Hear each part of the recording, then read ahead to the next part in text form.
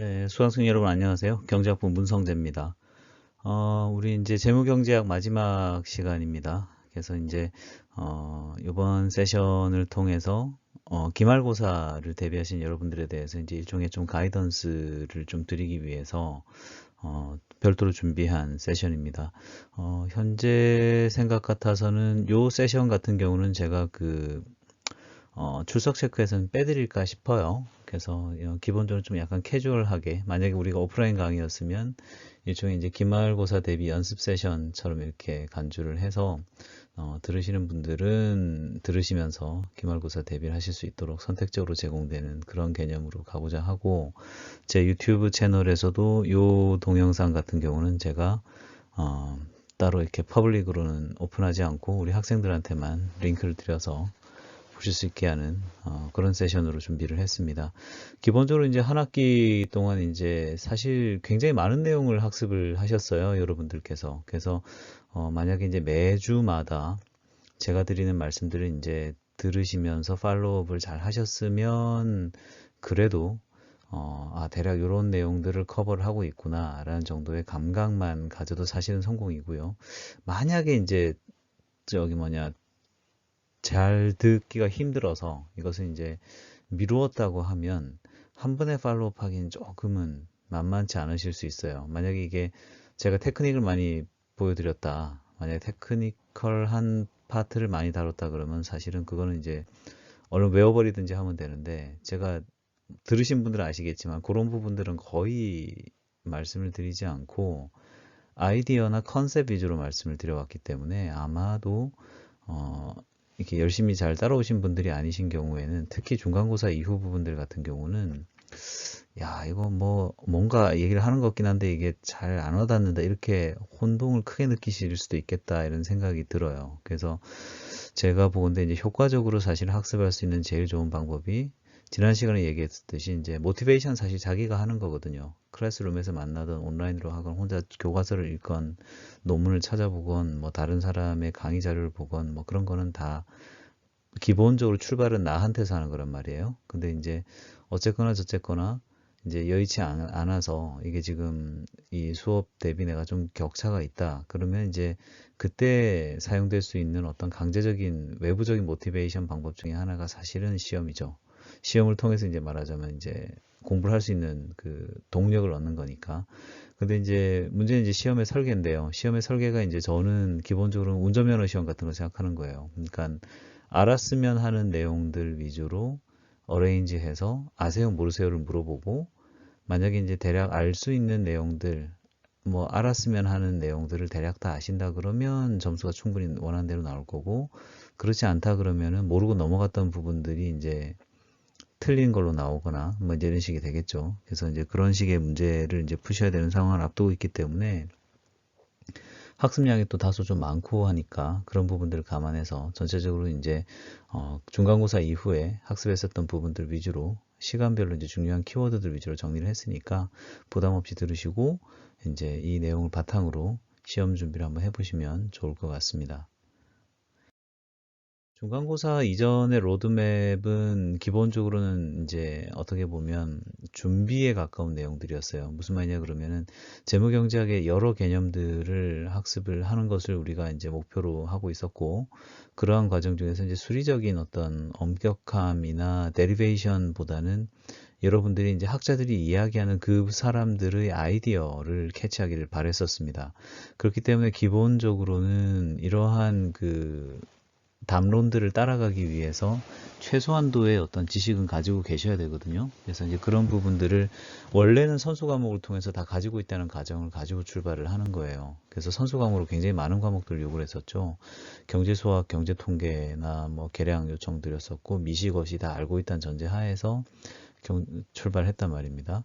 그러면 이제 실제 이러한 상황에서 이제 우리가 파이낸스를 바라볼 때 경제학자의 관점, 마이크로한 관점에서 내가 바라보기도 하고, 매크로한 관점에서 바라보기도 하고, 그 다음에 이제 우리의 가장 큰 숙제, 캐시플로우를 내가 밸류에이션 하겠다. 이 캐시플로우를 계산하는 과정 중에 문제는 정확히는 리스크가 이제 어떻게 결부되어 있는 캐시플로우를 내가 어떻게 평가할 건가. 그거에 대한 어떤 그 어프로치들을 저희가 살펴봤었고요. 그 다음에 이제 초기의 어떤 그 이론들로서 이제 기대 수익 이론이라고 하는 것들을 배웠죠. 말 그대로 이제 통계적 기대값에 의해서 사실은 사람들이 선택을 하면 되지 않겠느냐. 근데 실제 그렇지 않단 말입니다. 그래서 이제 그런 관점에서 이제 베르누이 효용이라든지 이런 것들이 이제 들어오게 되고, 프레퍼런스라고 하는 개념들도 저희가 배우고, 그 다음에 이제 논의의 전개를 위해서 로터리라고 하는 개념도 배웠죠. 그리고 이제 그러한 개념 위에서 이제 폰 노이만 모건스턴의 합리성의 개념, 그다음 폰 노이만 모건스턴 효용함수 이런 것들을 이제 배우면서 저희가 이제 기본적으로는 효용에 대한 논의들을 좀 더 정밀한 스텝으로 가져가기 시작했고, 이러한 과정에서 이제 리스크 어버전이라고 하는 어떤 위험에 대한 태도를 갖다가 이제 저희들이 우리의 어떤 자산 가격 결정에 있어서 감안하기 시작했던 거죠. 그래서 그러한 리스크 애티튜드를 바탕으로 서턴티 이퀴벌런트라든지 리스크 프리미엄이라든지 이런 것들에 대한 학습들을 하면서 저희가 이제 중간고사 전까지의 어떤 그 준비 과정들을 거쳤었어요.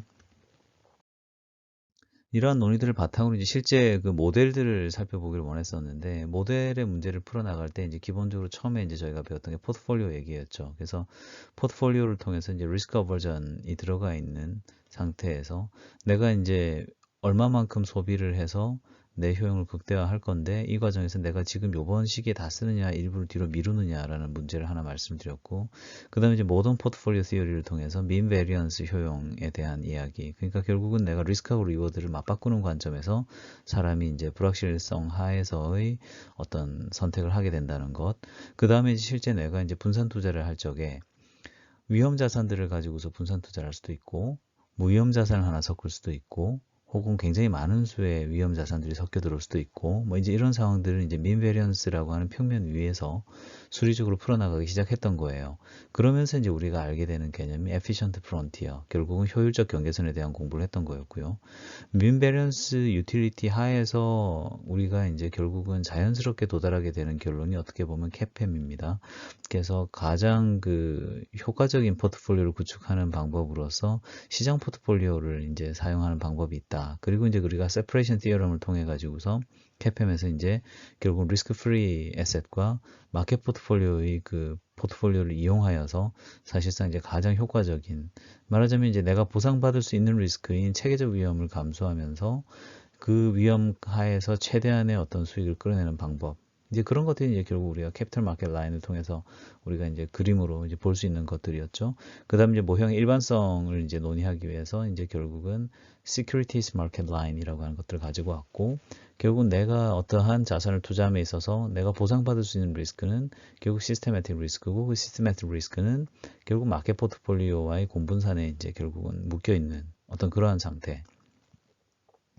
그러한 개념을 바탕으로 이제 우리가 캐팸을 배웠었고, 그 다음 시간에 저희가 이제 APT를 통해서 이제 캐팸을 갖다가 좀 더 익스텐션 해서 가는 방향으로 저희가 생각을 해봤었죠. 그래서 캐팸이라고 하는 게 이제 굉장히 강한 가정 하에서 출발하는 이야기들이기 때문에 그 가정들을 좀 이제 풀어놓고, 아비트리지라고 하는 어떤 그 차익 거래가 시장에서 계속 돌아간다는 전제 하에 위험의 구조를 갖다가 좀 더 유연하게 디파인하는, 그리고 이제 그 안에서 결국 이제 새로운 어떤 프라이싱 모델을 만들어 나가는 어떤 그런 내용들을 제가 이제 APT를 통해서 말씀드렸고, 그러면서 이제 저희가 에러드블 프라이싱을 말씀드렸어요. 에러드블 프라이싱, 그리고 이제 에러드블 프라이싱 통해서 어떻게 보면 내 눈앞에 펼쳐지는 미래를 말하자면 이제 모형화하는 거죠. 그리고 그 모형화할 때 에러드블 시큐리티를 이용해서 이제 각각의 어떤 그 스테이츠마다 내가 받을 수 있는 컴펜세이션을 다 이제 말하자면 세팅한 다음에 그것들을 가지고서 증권의 가격을 뽑아내는 어떤 그런 가격들을 배웠었고, 그 다음에 이제 지난 시간에 이제 배웠던 게 마틴게일 프라이싱에 대해서 저희가 배웠었죠. 결국 이제 어떻게 보면 아비트리지가 없는 노 아비트리지 시츄에이션에서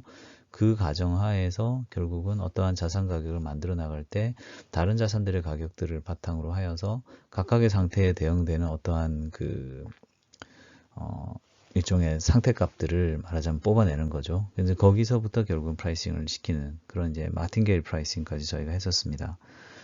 이러한 내용들을 이제 사실은 굉장히 숨가쁘게 배워왔기 때문에 이러한 것들에 대해서 이제 일종의 랩업을 하는 어떤 대단원의 막이 사실은 다음 주에 보시는 시험인 것이고, 시험이 그렇게 막 거창한 내용을 묻거나 하지 않을 거고, 슬라이드 범위 안에서 이제 우리가 했었던 논의들이 있죠. 그 논의들의 내용들을 다시 체크업하는 수준이기 때문에 사실 집에서 테이크홈으로 테스트를 하기 때문에 자료가 다 여러분들 손에 있는 상태에서 사실 랩탑이나 뭐 이런 데다가 스크린으로 다 띄워놓고 때로는 서치해 가면서 제가 제시한 문제의 답들을 고르시면 되는 어떤 그런 상황인데 이것들이 이제 처음 듣는 입장에서는 만만치 않을 수도 있어요. 그렇기 때문에 이제 일주일간 시간이 좀 더 있잖아요. 우리가 이제 기말고사 기간 중에 준비가 되었다 싶을 때 치시면 되기 때문에 준비가 되는 시점까지 이제 시간을 봐서 적절한 시기에 응시를 하시면 되겠습니다.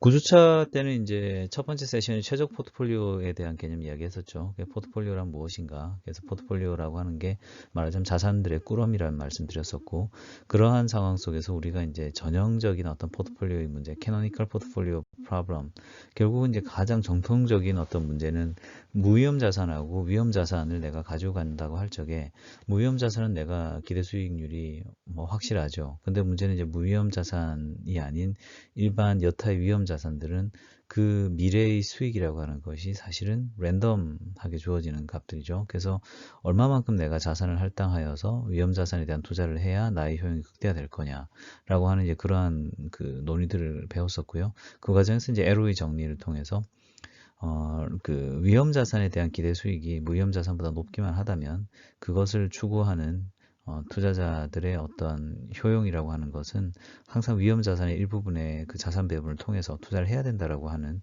어떤 그러한 결론으로 가게 되었었죠. 이것이 어떻게 보면은 현대적인 의미에서의 어떤 자산 운용에 대한 가장 근간에 있는 철학 중에 하나가 바로 이 LOE 정리라고 할 수 있습니다. 그리고 이제 9주차 두 번째 세션은 이제 중간고사 리뷰였으니까 넘어가도록 하고 10주차 첫 번째 시간이 그래서 결국 9주차 때 했었던 그 내용을 좀 더 익스텐션 하는 거였죠. 효용함수를 갖다가 결국 그러면 캐노니컬 포트폴리오 프로블럼에 대해서 효용함수를 하나 세팅을 해놓자. 그래서 로그 효용함수가 존재한다고 하는 상황에서 내가 이제 어떻게 말하자면은 내 그 위험 자산에 대한 배분을 갖다가 찾아 나갈 것이냐. 그래서 현재의 부가 클수록 리스크 프리미엄이 또 커질수록 그 다음에 또 변동성이 작을수록 뭐 이런 것들 이제 감안해서 A-라고 표시되어 있습니다만 위험 자산에 대한 최적 그 배분율을 조정해야 된다는 것 그것을 이제 저희가 배웠었죠. 그 다음에 이제 10주차 두 번째 세션에서는 이제 최적 포트폴리오 이제 마지막 시간이었죠.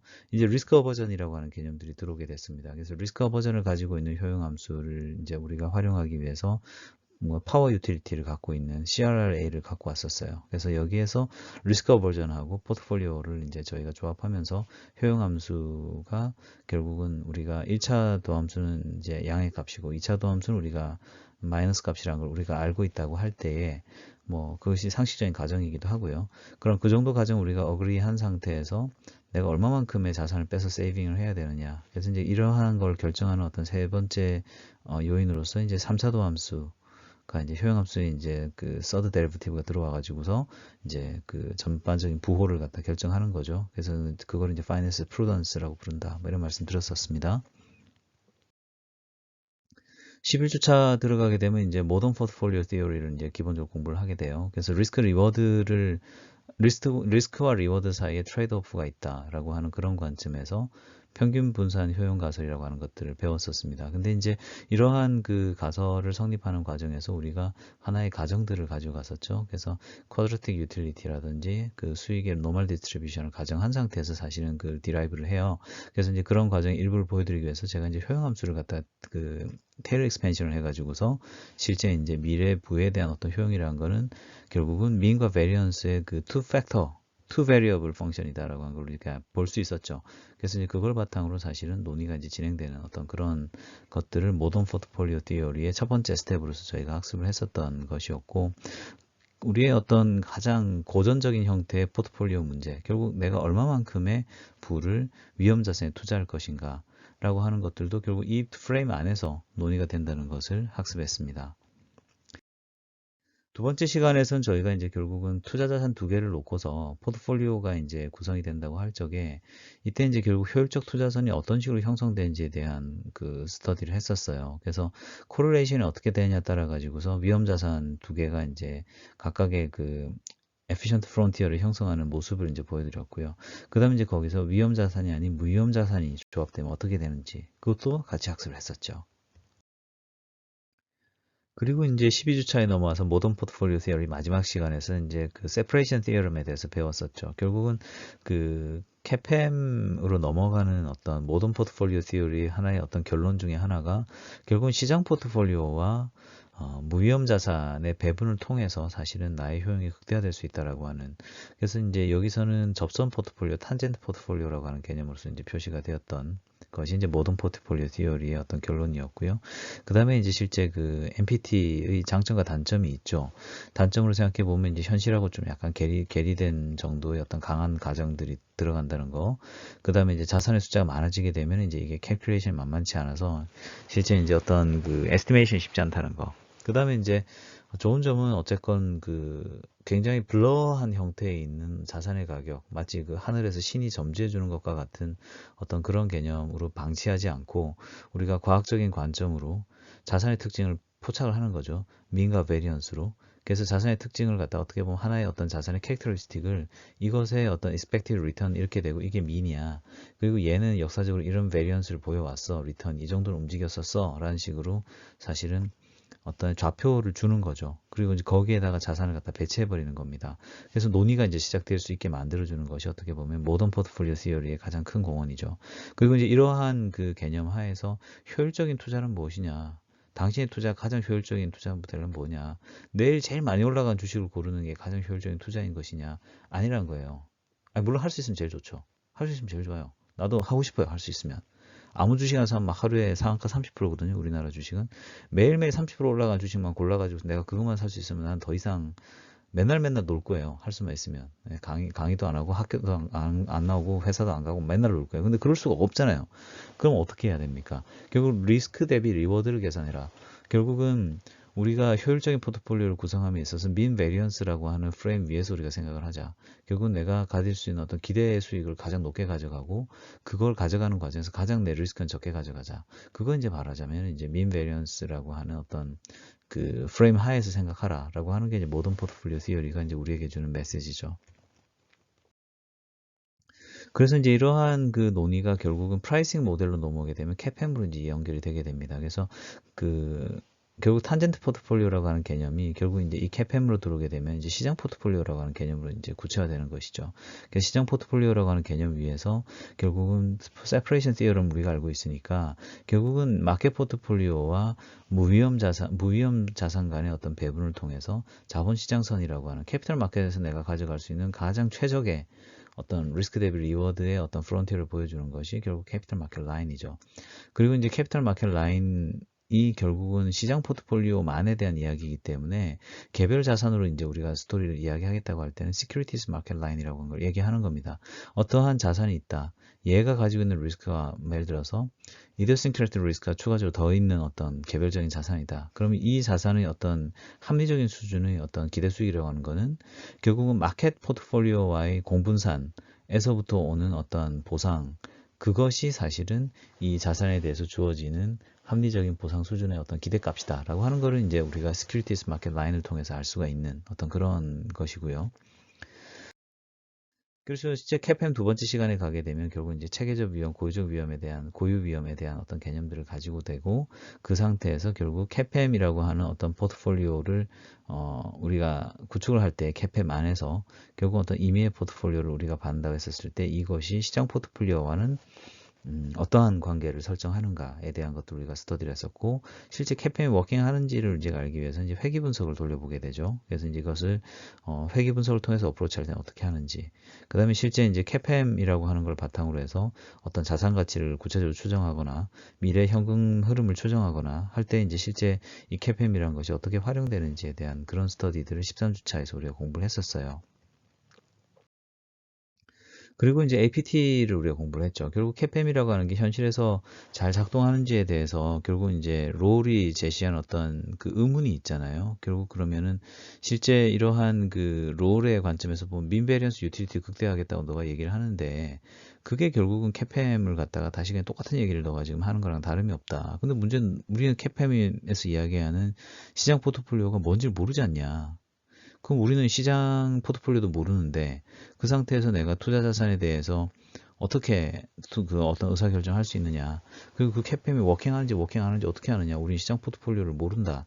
라고 하는 이제 그러한 관점이 이제 들어오면서 말 그대로 이제 CAPM이라고 하는 게 굉장히 엘레건트하고 딱 떨어지는 클리어 컷을 제공해 주는데 이제 뼈를 맞는 거죠. 이러한 그 크리틱을 통해서. 그럼 이제 APT라고 하는 모델은 이제 넘어오게 된 겁니다. 로스가 이야기하는 것처럼 그러면 이제 그 APT라고 하는 모형이라고 하는 것은 결국은 여러 요인들이 컴바인 되어서 만들어내는 빚어내는 어떤 세계 안에 자산 가격이라는 것이 들어와 있다. 그리고 만약에 이제 그렇게 빚어낸 세계에서 약간 어긋난 녀석이 있다고 하면 차익거래를 통해 가지고서 이런 격차 해소되면서 결국 이제 균형을 찾아갈 거다라고 하는 걸 이제 이야기하는 것이고요.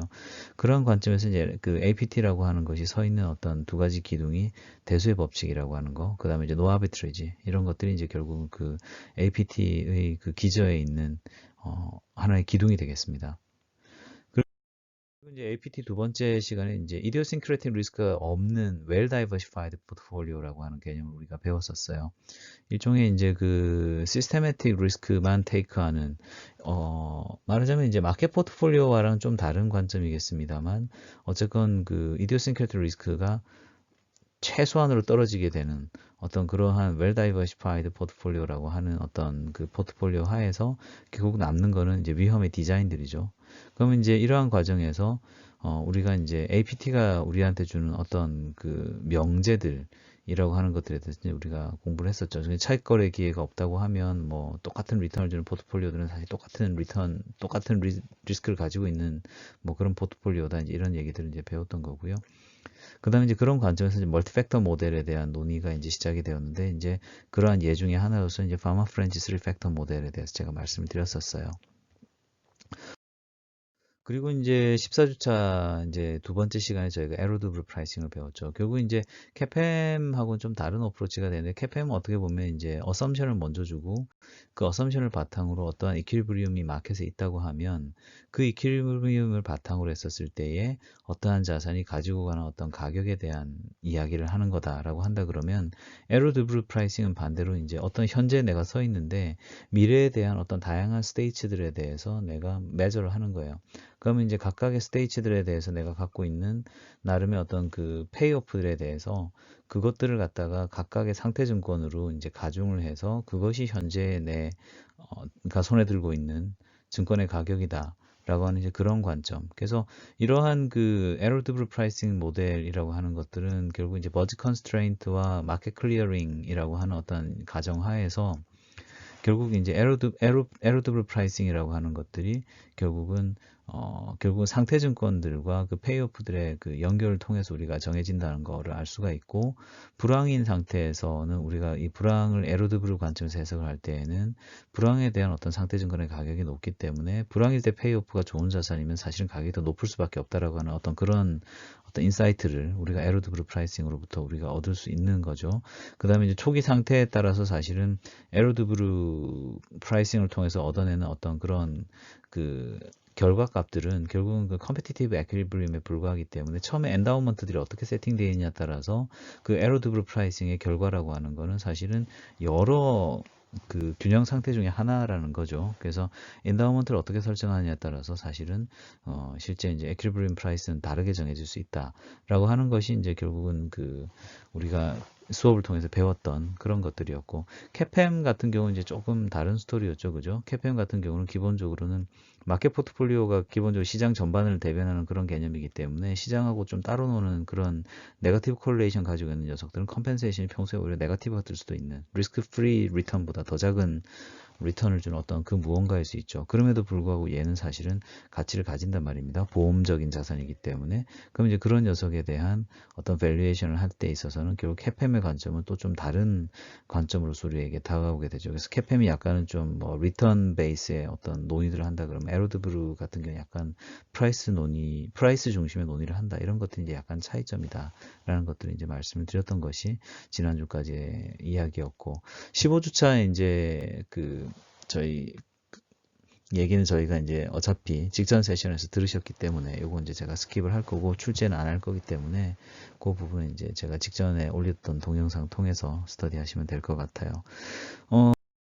그래서 이제 긴 한 학기를 이제 마무리를 해 가고 있습니다. 이제 추위가 뭐 매섭게 다가오고 있고요. 코로나는 점점 확산돼 가고 있고요. 여러모로 참 우울한 새밑을 맞이를 하고 있는데, 그럼에도 불구하고 제가 이제 학기 중에 간간히 말씀을 드립니다만 in the long run, 장기로 간다고 할 적에 사실 우리 스스로를 입증할 수 있는 좋은 방법 중에 하나는 내가 왜 내 복권은 당첨이 안 될까라고 생각하는 것보다는 기본적으로는 내가 내 자신의 어떤 expected return을 높게 가져갈 수 있는 역량을 갖추는 게 제일 좋다라고 저는 생각을 해요. 그래서 통계학 수업을 할 때도 제가 그런 얘기 가끔 드리긴 하는데 모르겠어요. 우리 학생 중에 제 통계 수업 들은 학생인지 모르겠는데 결국은 우리가 긴 시간, 길다면 길고 짧다면 짧은 인생 속에서 내가 이제 어떠한 그 아웃풋을 내고 싶어요. 내가 거기에서부터 내가 어떤 내 삶의 의미를 찾고 싶어요. 그러면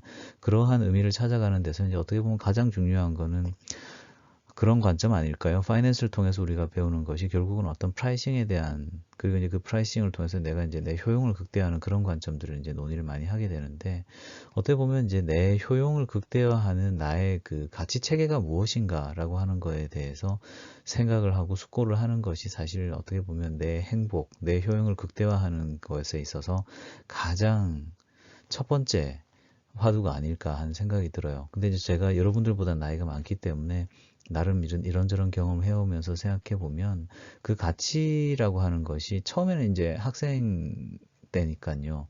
백지장 상태에서 누가 나한테 주어진 어떻게 보면 객관적이라고 할 수 있겠지만 그러한 가치 체계는 외생적으로 주어지는 가치 체계란 말이에요. 근데 사실 내 행복이라고 하는 건 주관적인 요소도 기본적으로 있는 거기 때문에 내 가치라고 하는 거는 사실은 내가 디파인을 해야 되는 겁니다. 우리가 이제 APT를 통해서도 봤지만은 세상에 이제 존재하는 여러 자산들이 있었을 때 그 자산이 테이크하고 있는 위험, 그 중에서도 보상을 받을 수 있는 위험이라고 하는 것들은 우리가 이제 어떻게 디파인 하느냐에 정해져 있는 거거든요. 나라고 하는 사람에 대한 밸류도 결국 내가 프라이싱 한다고 할 적에는 내가 어떤 관점에서 내 밸류 체계를 가지고서 나 자신을 프라이싱 할 건가의 논의로 돌아가는 것이죠. 그래서 그러한 것들은 사실은 많이 경험해 보는 수밖에 없어요. 그러니까 어떻게 보면은 젊은 사람들이 겪는 혼동이라고 하는 거는 그 가치 체계의 혼동에서 오는 거죠. 말하자면 세상은 엄청 복잡한데 캐팸 같은 거 하나만 가지고서 나를 평가한다. 마켓 포트폴리오만 가지고 너 평가할 거야. 너의 뭐 학벌을 가지고 너를 평가할 거야. 너가 얼마나 뭐 잘생겼는지 갖고 평가하고 너가 얼마나 부자인지 뭐 엔다우먼트만 가지고 평가 이렇게 이제 생각하기 시작하면 사실은 행복이라고 하는 것 혹은 나의 유틸리티라고 하는 것들 맥시마이즈 되기 상당히 어려운 거죠. 왜냐하면 외생적인 요인에 의해서 상당히 많이 정해져 있는 것들이기 때문에. 근데 인생이 생각보다 길기 때문에 내가 가지고 있는 가치 체계가 어떠한 방향으로 형성이 돼 있어요. 뭐 육체적 건강, 정서적 건강, 정신적 건강, 사회적 지위, 뭐 그다음에 사람들과의 관계, 뭐가 됐든지 간에 그럼 이제 그것에 대해서 각각의 다른 베타 값들을 가지고 있단 말이에요. 그럼 이제 거기에서 내가 어떠한 웨이트를 가지고서 내 인생을 갖다가 노력을 해서 그 리턴을 맥시마이즈 할 수 있게 갈 거냐. 그럼 이제 삶이라고 하는 아웃풋이라고 하는 거는 우리가 그 결국은 T0 시점과 T1 시점을 놓고 본다고 했었을 때 T1 시점에 대한 expectation 존재하지만 실제 아웃컴은 다르거든요. expected return이란 말입니다. 그럼 그 expected return을 기본적으로 높게 가져가는 게 가장 파이낸스에서 효율적인 방법이 되게 되는데 그 expected return을 높일 수 있는 좋은 방법 중에 하나가 사실은 자기에 대한 투자, 자기 개발인 거거든요. 그와 함께 또 이제 제가 나이가 들면서 중요하게 생각하는 건 주위 사람이에요. 주변 사람들이 나에게 많은 기회를 열어주고 내가 생각하지 못했던 많은 관점들을 가져다 주고 그러한 어떤 교류들 속에서 또 얻어지는 어떤 효용도 있고 하기 때문에 결국은 그 어딘가에서 여러분들이 길을 찾아가는 것들입니다. 그래서 다소 이제 마지막 그 말이 좀 이제 길게 이렇게 흘러가고 있는데요. 이러한 관점들에 대한 일종의 그 통찰을 주는 것이 사실은 저는 경제학, 특히 이 파이낸스가 주는 어떤 이 공부의 보람이라고 저는 생각을 해요. 그러니까 어떤 공부든지 간에 그 사람이 가지고 있는 철학이 있다라고 한다면은 그 철학을 바탕으로 그 공부에서 내가 얻는 무언가가 있겠죠. 근데 이제 파이낸스를 통해서 제가 얻는 거는 결국은 삶에 대해서 주는 어떤 일종의 알레고리가 있다라고 생각하기 때문인데요. 자산을 우리가 캐리하는 과정에서 얻는 그 리턴이라고 하는 거는 분명히 랜덤으로 얻어지는 바가 있거든요. 근데 우리 삶도 사실은 랜덤으로 주어지는 어떤 여러 요소들로부터 저희가 얻는 그 무언가가 내 삶의 보람 혹은 내 삶에 대한 나의 효용인 것이고 그 효용의 어떤 프라이싱이 어떻게 보면은 객관적 프라이싱이 있는가 하면 주관적 프라이싱이 있는데 주관적인 영역의 프라이싱도 무시는 못할 거라는 겁니다. 왜냐하면 굉장히 많은 사람들이 스스로 삶을 포기한다든지 혹은 스스로를 포기한다든지 하는 것들을 살면서 많이 보게 되거든요. 그래서 이제 그런 관점에서 사실 자기 스스로를 일깨우고 스스로를 단단한 바닥에 땅을 딛고 설 수 있게 해주는 그 무언가를 공부하는 것이 사실 삶에서 우리가 얻을 수 있는 하나의 여정 속에서 얻을 수 있는 그 결과가 아닐까 싶은데 대학 생활이라고 하는 것이 어떻게 보면은 성인이 되었고 자유도는 높아졌는데 그러한 것들을 얻을 수 있게 하는 어떤 지식들과 경험들을 쌓게 하는 좋은 무대가 되죠. 그래서 공부 그 자체만 놓고 본다고 하면 대학교에서 이제 보내는 그 시간들이라고 하는 거는 어떻게 보면 좋은 컨텐츠가 많으니까요. 뭐 좋은 학원도 많고 좋은 책도 많고 뭐 좋은 선생님들이 많으니까 사실 이제 공부할 수가 있는데 결국 이제 학교라고 하는 곳에다가 이제 내가 적을 걸어놓고 사람들도 만나고 선생님들도 만나고 뭐 자이든 타이든 공부도 하고 뭐 이러면서 이제 사실 스스로를 닦아 나가는 거죠. 그러면서 이제 사회에 나갈 준비를 하는 것이 사실 여러분들이시기 때문에 그러한 관점에서 이제 사실 저도 이제 강의를 준비를 할 적에 제가 이제 뭐 이런 거 가르쳐 주세요 하고 이제 듣는 과목이 있다 그러면 그 과목 속에서 이제 전달해야 되는 지식이란 것이 있고 그 다음에 그 지식 이외에 이제 어떤 인사이트를 여러분들에게 좀 더 추가로 드리고 싶기 때문에 그런 부분들을 사실은 이제 은연중에 강의를 통해서 조금씩 여러분들에게 이제 말씀을 드리고 있어요. 그런 것들이 이제 특히 이번 학기 같은 경우 이제 뜻하지 않게 제가 이제 저희 선생님 강의를 맡았기 때문에 굉장히 좀 부담을 많이 느꼈거든요. 더구나 또 제가 사실 이제 개인적으로 좀 커리어의 컨버전이 좀 있었어요. 굉장히 큰 컨버전이 있어서 원래 이제 제가 거의 과거 한 15년 동안은 파생상품 트레이딩 쪽으로 계속 운영을 해왔었어요. 그러다가 이제 올해 들어서는 제가 이제 그 부동산 PF를 하거든요. 그래서 이제 완전 성격이 다른 일을 하면서 이제 제가 지난주에 이제 프로젝트가 거의 이제 클로징이 돼서 이제 사인하고 이제 다음 주에 뭐 돈 나가고 이런 일들을 하게 되는데 이제 사실 이제 두 가지 미션이 갑자기 저한테 떨어졌기 때문에 올해 조금 저 스스로도 많이 이제 발전하는 계기가 됐던 것 같고 그러다 보니까 이제 좀 강의가 늦게 업로드 된다거나 혹은 이제 제가 생각했던 거가 100이다 그러면 한 7, 80 밖에 못 따라가는 그런 상황들을 이제 조금 겪었기 때문에 조금 이제 저 스스로도 다음번에 기회가 주어진다면 더 잘할 수 있도록 해야겠다 이런 생각을 하게 돼요. 근데 뭐 재무 경쟁 어차피 저희 교수님 돌아오시면은 또 이제 저보다 훨씬 더 많은 지식과 통찰을 여러분들에게 정확히 여러분들 후배들에게 주실 거기 때문에 어떠한 기회를 통해서도 여러분들 다시 뵙게 될지 모르겠지만은 지난 한 학기 동안의 강의가 우리 경제학부 학생들 그리고 이제 또 우리 재무경제에 관심 가지고 있는 많은 학생들에게 어떤 그 좋은 계기를 주는 어떤 그런 시간이었기를 바라고 저 스스로도 저 나름 부족한 점이 많지만 좋은 영향력을 여러분들에게 드려야 되니까 그런 관점에서 노력을 한다고는 했는데 어떻게 보일지는 잘 모르겠어요. 뭐 어쩌겠습니까? 이미 우리에게 주어진 시간은 끝났고 이제 남아있는 거는 기말고사밖에 없습니다. 어쨌건 한 해가 많이 남지가 않았습니다. 건강하게 잘 마무리하셨으면 좋겠다는 생각이 들고 그리고 이제 4학년들이 또 많이 들으시니까 학교 이제 떠나게 되실 텐데요. 이게 참 상황이 여의치 않은 상황 속에서 사회로 나가게 돼서 참 마음이 아파요. 제가 그랬거든요. 제가 이제 학교를 떠날 때쯤이 IMF 직후였기 때문에 잡마켓이 진짜 꽁꽁 얼어붙어 있었어요. 저도 나름 좋은 학교 나왔는데 뭐 끝도 없이 미역국을 먹었고요.